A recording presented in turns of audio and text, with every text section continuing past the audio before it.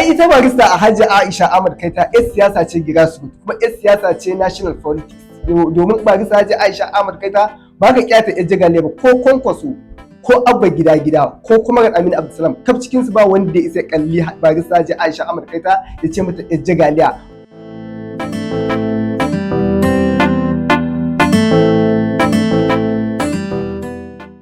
Muna miƙa godiya ga Allah subhanahu wata'ala da ya bamu a cikin jam'iyyar mu ta APC, domin wannan arziki ne mai kyau a tare da mu 'ya'yan jam'iyyar APC ko al'ummar Najeriya baki ɗaya. Babban abin da ya janyo hankali na akan wani propaganda da nake ganin 'yan kwankwasiya suna ta yaɗawa a social media dangane da barista Hajiya Aisha Kaita, wacce suke ta yama ɗiɗin cewa ta bar jam'iyyar APC ta bar gidan jagoran mu da girma sanata Alhaji Dr. Barau Ai Jibril Malam, mutumin Allah mai kurjini da tsoron Allah, jijiya mira ganye. To magana ta domin Allah, wannan propaganda ne ta 'yan kwankwasiya. Bata bari ba kenan? Bata bari ba. Barista Hajiya Aisha Ahmad Kaita tana nan a cikin jam'iyyar APC. Barista Hajiya Aisha Ahmad Kaita tana tare da mai girma sanata Barau, ka'in da na'in, babu cin amana babu yaudara. Da haka su dama 'yan kwankwasiya ka gane su sun fi kwarewa a fannin propaganda, kuma ba za su taɓa jin rashin daɗin fitar barista Hajiya Aisha Ahmad Kaita ba sai irin wannan kadamin da suke ganin lokacin zaɓe yana tunkarowa, domin sun san muhimmancin ta, sun san irin capacity ta, sun san yadda take da organization, take da mobilization iri daban-daban domin ƙara ma ɗan takar da ta amanna da shi kaimi domin ya samu nasara. Anya Da'ullahi ba za a ce ta fita kuka je kuka yi zawarcin ta dawo ba? Ai ita barista a Hajji Aisha Ahmad Kaita yar siyasa ce grassroots kuma yar siyasa ce national politics. Domin barista Hajji Aisha Ahmad Kaita ba ka kyata yar jagale ba, ko Kwankwaso ko Abba gida ko kuma Aminu Abdulsalam, kaf cikin su ba wanda ya isa kalli barista Hajji Aisha Ahmad Kaita ya ce mata yar jagaliya.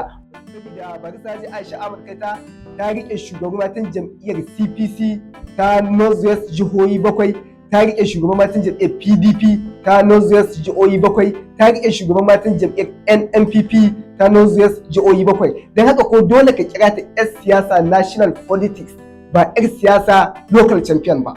Kuma Adda'u ba za a ce ta fita daga jam'iyyar ku suka fara sanarwa sannan daga baya kuka je kuka yi bikonta ta dawo ba? Ai ina gaya maka, ita kanta ta fito ta karyata cewa ba ta tare da layin kwankwasiya, ta bar tsarin tafiyar kwankwasiya har ila yawmal kiyamati.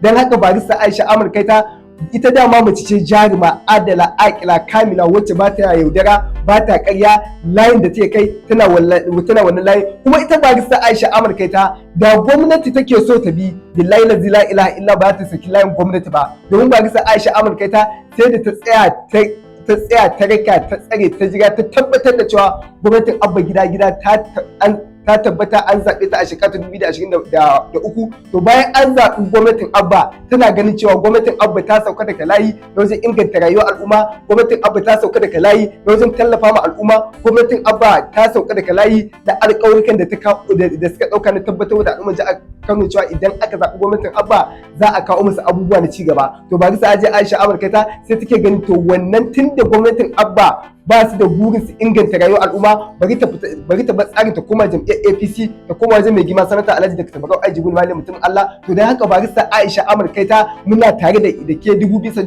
kuma barista Aisha Ahmad Kaita duk abin da tace za ta ba ta ƙarya ba ta yaudara. Dan haka muna kira ga mai girma sanata Alhaji Dr. Barau Ai Jibril Malam, mutumin Allah, mataimakin shugaban sanatoci na Najeriya kuma shugaban kwamitin Kano Palliative Distribution, ka sake rike Hajiya barista Aisha Ahmad Kaita da gaske, ka ba ta gudunmuwa fiye da gudunmuwa da kake bata a yanzu, domin tana tallafa ma 'ya'yan jam'iyyar APC, tana taimakon waɗanda suke tare da kai ka'in da na'in. Da haka duk inda barista Aisha Ahmad Kaita yayi muna tare da ita domin mace ce